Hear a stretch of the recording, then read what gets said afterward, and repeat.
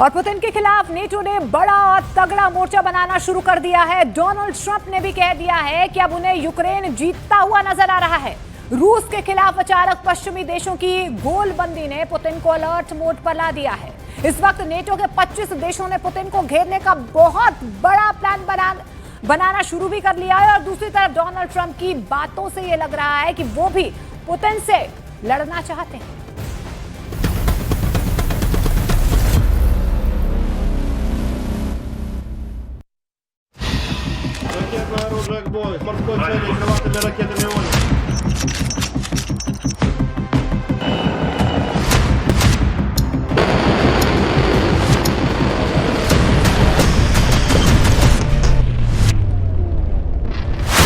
दो धमाकों ने रूस को हिलाकर रख दिया।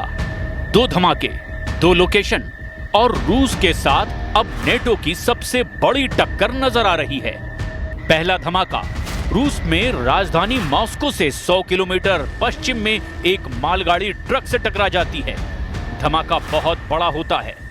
हादसा है, हमला है या कोई साजिश? जांच बहुत तेजी से चल रही है। दूसरा धमाका पोलैंड में नेटो के युद्धाभ्यास को लेकर बहुत बड़ा सिग्नल मिल रहा है। एक बार फिर देखिए ये धमाका। पोलैंड में युद्धाभ्यास ने रूस और नेटो के बीच युद्ध का खतरा टॉप लेवल पर पहुंचा दिया है। पुतिन और नेटो के बीच तनाव बढ़ता जा रहा है। पोलैंड में इस युद्धाभ्यास ने नेटो के कई देशों को रूस के खिलाफ बड़ा फैसला लेने का जोश भर दिया है। क्या अक्टूबर 2025 में नेटो और रूस की बहुत बड़ी टक्कर होने वाली है? और क्या इसकी वजह डोनाल्ड ट्रंप बनने जा रहे हैं? पोलैंड में हुए युद्धाभ्यास के दौरान ही डेनमार्क में रूस के ड्रोन की घुसपैठ की खबर है। हालांकि रूस ने इससे इनकार किया है, लेकिन डेनमार्क में रेड अलर्ट है। ड्रोन की घुसपैठ के बाद डेनमार्क के 2 एयरपोर्ट बंद कर दिए गए हैं और कई मिलिट्री अड्डे एक्टिव कर दिए गए हैं। दरअसल नेटो के युद्धाभ्यास ने डेनमार्क को हिम्मत दी है और अब डेनमार्क ने कहा है कि वो नेटो का आर्टिकल 4 लागू करने के बारे में सोच रहा है। डेनमार्क की प्रधानमंत्री लगातार यूरोप के नेताओं के संपर्क में भी बनी हुई हैं। Europæiske kolleger. Jeg har talt med den tyske kansler, den britiske premierminister, statsministerne i vores nabolande Sverige og Norge og med den finske præsident. Ligesom jeg har været i tæt dialog med NATO's generalsekretær, og vi er nu fra dansk side i tæt dialog med NATO-allierede om, hvordan de i den aktuelle situation kan bistå Danmark, så vi kan beskytte.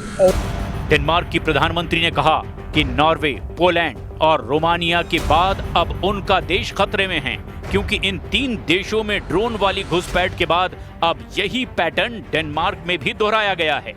मतलब साफ है कि रूस पूरे पूर्वी Europe को दबाव में लाना चाहता है। नेटो के अंदर आर्टिकल 4 के साथ ही आर्टिकल 5 पर भी बात होने लगी है। नेटो का आर्टिकल 4 कहता है कि अगर कोई सदस्य खतरा महसूस करता है तो उस पर चर्चा के लिए बैठक बुलाई जा सकती है। नेटो का आर्टिकल 5 कहता है कि अगर ग्रुप के एक सदस्य पर भी हमला होता है तो सभी देशों पर हमला माना जाएगा। ऐसे में सभी को सामूहिक रक्षा के लिए कार्रवाई भी करनी होगी। So we've seen, for example, Article 4 invoked twice in the past month.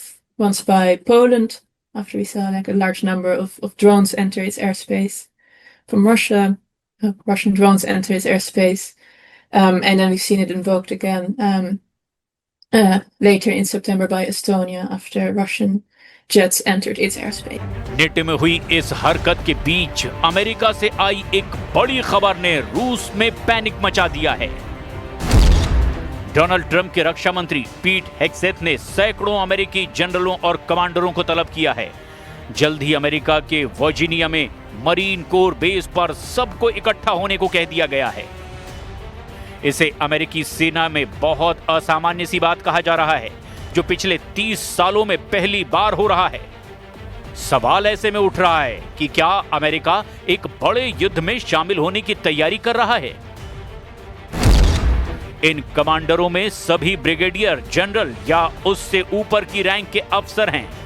Europe, Paschim Asia और एशिया प्रशांत सभी जोन से इन कमांडरों को अमेरिका बुलाया गया है। अब सवाल यह है कि डोनाल्ड ट्रंप और उनकी वॉर टीम किसके खिलाफ सबसे बड़े युद्ध की तैयारी कर रही है, क्योंकि दुनिया में कई वॉर जोन एक्टिव हैं और डोनाल्ड ट्रंप को महसूस हो रहा है कि अब उन्हें वॉर जोन में उतरना ही होगा। क्या डोनाल्ड ट्रंप रूस के खिलाफ युद्ध लड़ेंगे? क्या ईरान के खिलाफ सेना उतारेंगे? क्या यमन के टुकड़े टुकड़े कर देगा अमेरिका? या फिर चीन के खिलाफ बड़ा मोर्चा खोलने जा रहे हैं डोनाल्ड ट्रंप? अक्टूबर में ट्रंप क्या करने जा रहे हैं? फिलहाल डोनाल्ड ट्रंप ने एक सिग्नल यूक्रेन वॉर जोन को लेकर दिया है। ट्रंप ने कहा कि व्लादिमीर ज़ेलेंस्की रूस के खिलाफ जीत सकते हैं, अपने खोए हुए इलाके वापस हासिल कर सकते हैं। I have a shot at it because Russia. What prompted you to change your thoughts on Well, that? because I've been watching the way Russia's and what Russia's been doing. I'm very dissatisfied with what Russia's doing and what President Putin is doing. I haven't liked it at all. He's killing people for no reason whatsoever, and they are doing very poorly considering they have put it all out on the line.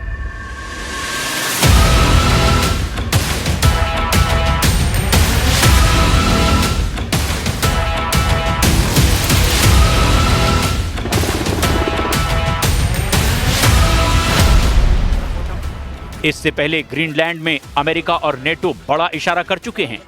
Arctic light 2025 में NATO के commando दस्तों ने अपनी तैयारी दिखाई है। दुनिया के सबसे ठंडे इलाकों में से एक ग्रीनलैंड के पास 5 देशों के सैकड़ों सैनिक जमा हुए हैं। ये है अगस्टा वेस्टलैंड का EH-101 हेलीकॉप्टर, जिससे कमांडो एक जंगी जहाज पर उतर रहे हैं। मिशन है दुश्मन के जहाज पर कब्जा। डेनमार्क, फ्रांस, जर्मनी, स्वीडन और नॉर्वे आर्कटिक लाइट 2025 युद्धाभ्यास में इन 5 देशों के 550 सैनिक जमा हुए हैं।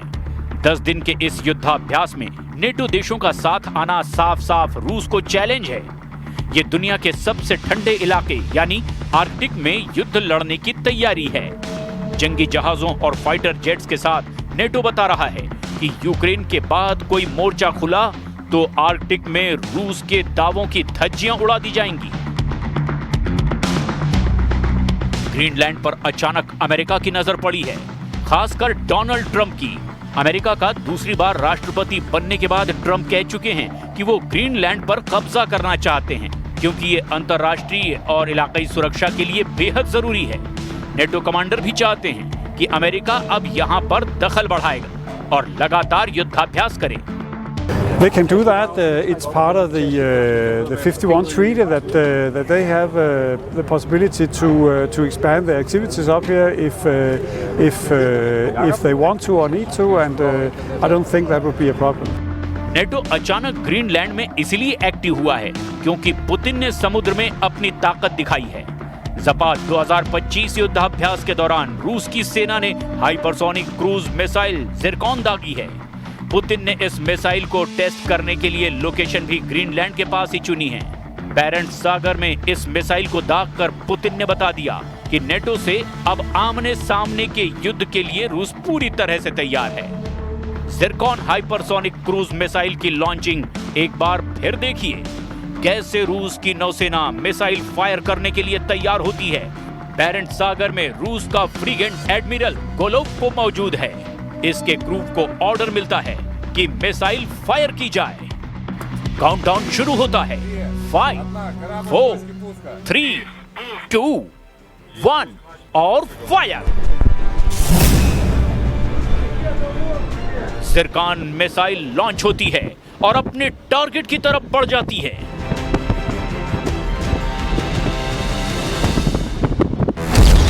रूस की Zircon missile hypersonic cruise missile है।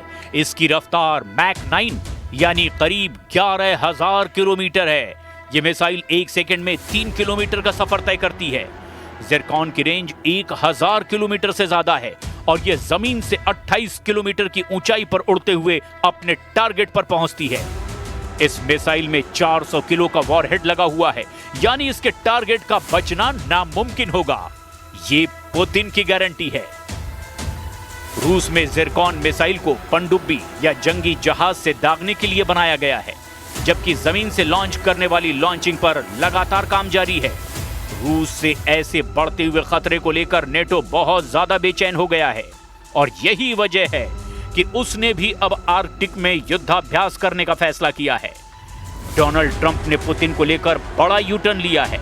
ट्रंप साफ साफ कह चुके हैं कि पुतिन की वजह से रूस तबाही की तरफ बढ़ रहा है।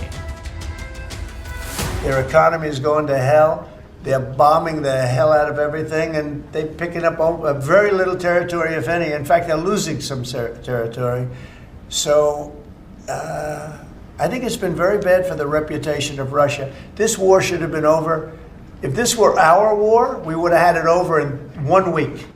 रूस ने यूक्रेन पर हमले तेज कर दिए हैं क्योंकि यूक्रेन से भी रूस पर कई अटैक हुए हैं। रूस का दावा है कि उसने यूक्रेन के 142 ठिकानों को तबाह कर दिया है। इसमें ऐसे अड्डे भी हैं जहां से रूस की तरफ लॉन्ग रेंज ड्रोन लॉन्च किए जा रहे थे। लेकिन फिलहाल ट्रंप कैंप और रूस के बीच जो माहौल बनता नजर आ रहा है, उससे साफ लग रहा है कि कुछ बड़ा होने वाला जरूर है और सबसे बड़ा खतरा पोलैंड पर मंडरा रहा है। इसलिए पोलैंड ने अपने पूर्वी बॉर्डर पर ड्रोन की निगरानी के लिए बड़े सिस्टम तैनात कर दिए हैं। They're quite flexible. Was that we saw in the case of the Polish incursions, saw NATO launch a new operation called Eastern Sentry, which is to kind of police the airspace along kind of the NATO eastern flank, more proactively become more involved in the region among some other next steps. And now after the Estonian kind of consultation that was called, we've seen NATO be quite, really set quite clear lines and express itself quite forcefully about this kind of continued incursions, like that there might be actual real consequences if Russia continues to do that and violates the airspace of other NATO members. अब उत्तरी Poland में उस जगह चलिए जहां से रूस का बॉर्डर सिर्फ 6 किलोमीटर है। ये जगह रूस के कलिनिनग्राद के बिल्कुल पास है, जो बाल्टिक सागर से लगा रूस का ही इलाका है। यहाँ पर पुतिन को रोकने के लिए पोलैंड की सेना उन लोगों को ट्रेनिंग दे रही है जो आम नागरिक हैं। कोई किसी सॉफ्टवेयर कंपनी में काम करता है तो कोई किसी फैक्ट्री में सुपरवाइजर है। ये हैं एक कंपनी में ऑफिस एडमिनिस्ट्रेटर एनजीएस का, जो रूस से मुकाबले के लिए ट्रेंच खोद रही हैं। 36 साल की एनजीएस का जैसे पोलैंड में हजारों वॉलंटियर मिलिट्री ट्रेनिंग ले रहे हैं। W moim marzeniu zawsze było wstąpić do wojska, ale jakoś jak byłam młodsza, bo ja tutaj już jestem troszeczkę starsza niż wszyscy uczestnicy, no to jakoś tak miałam może trochę strach, a potem przyszło małżeństwo, dzieci. Poland ने अपना रक्षा budget 5% कर दिया है। नए हथियार खरीदे जा रहे हैं और आम लोगों को फौज की ट्रेनिंग दी जा रही है। पोलैंड बता रहा है कि वो युद्ध के लिए तैयार है क्योंकि यूक्रेन के बाद उसे अपना नंबर साफ नजर आ रहा है। पोलैंड में 2022 में 16,000 आम लोगों ने मिलिट्री ट्रेनिंग ली है। 2025 में ये तादाद 40,000 के पार हो सकती है। इससे अंदाजा लगाइए कि रूस से लड़ने के लिए पोलैंड किस लेवल पर तैयार हो रहा है। Natomiast samo założenie, że Polska samodzielnie jest w stanie się obronić, tak, jest to możliwe, bo widzimy przykład Ukrainy.